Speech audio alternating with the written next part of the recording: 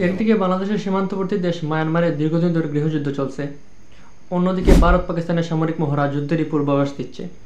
চারিদিকে যখন যুদ্ধের এত প্রস্তুতি, তখন স্বাভাবিকভাবেই প্রশ্ন আসে, এত সব সংঘাতের মাঝে বাংলাদেশ কতটুকু নিরাপদ। এখানে শুরুতে একটা জিনিস ক্লিয়ার করে নিতে চাই, বাংলাদেশ একটি শান্তিপূর্ণ দেশ। বাংলাদেশ কারো সাথে সংঘাতের জন্য নয়, বরং নিজ দেশের নিরাপত্তা রক্ষার্থে সামরিক শক্তি বৃদ্ধি করছে। তাই বাংলাদেশকে নিয়ে প্রতিনিয়ত এই ধরনের মিথ্যা বানোয়ার তথ্য দেওয়া বন্ধ করুন।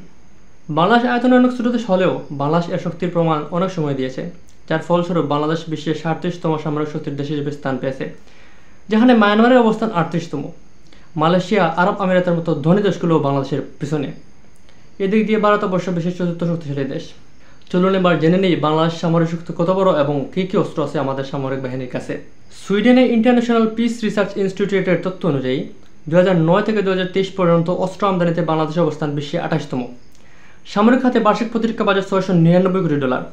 বাংলাদেশের সেনা সদস্য সংখ্যা এখন 1,63,000।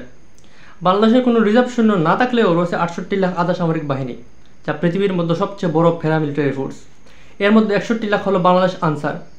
বাংলাদেশ সামরিক বাহিনীর ট্যাঙ্ক আছে 320টি, সাজোয়া যান রয়েছে 13,000-এরও বেশি, বিমান বাহিনীর বিমান 216টি, যুদ্ধ বিমান রয়েছে 44টি, একটা হেলিকপ্টার রয়েছে 73টি, পরিবহন বিমান রয়েছে 16টি। বাংলাদেশ নৌবাহিনীর নৌযান রয়েছে 117টি, ফ্রিগেট যুদ্ধজাহাজ রয়েছে 7টি, করবেট যুদ্ধজাহাজ রয়েছে 6টি, সাবমেরিন 2টি, টহল নৌযান রয়েছে 55টি। তবে বাংলাদেশ কোনো পারমাণবিক শক্তিধর দেশ নয়। বাংলাদেশ পূর্বে অস্ত্র আমদানিতে চীনের উপর নির্ভরশীল হলেও এখন বহির্বিশ্বের বিভিন্ন দেশ থেকে অস্ত্র আমদানি করে থাকে। বাংলাদেশের কাছে আছে চীনের নির্মিত F-7, F-7 বিমান, সোভিয়েত ইউনিয়নের MiG-29, Yak-103 প্রশিক্ষণ বিমান, ইউএসএর লকহেড বিমান। এছাড়াও রয়েছে রাশিয়ার MI সিরিজের হেলিকপ্টার, ইউএসএর সেসনা বেল, স্লোভেনিয়ার ড্রোন, তুরস্কের সাজোয়া যান, মাইন, রকেট প্রতিরক্ষা যান, গোলা ও রকেট লঞ্চার সিস্টেম। এসব দেশ ছাড়াও বাংলাদেশ কোরিয়া, যুক্তরাজ্য, ফ্রান্স, ইতালি, চেকস্লোভাকিয়া, সুইজারল্যান্ডের কাছ থেকেও বাংলাদেশ সামরিক যান অস্ত্র আমদানি করে থাকে।